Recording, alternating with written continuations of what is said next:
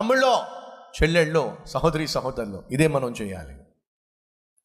చదువులో విజయం సాధించాలనుకుంటున్నారా? అయితే దేవుణ్ణి గట్టిగా పట్టుకోండి.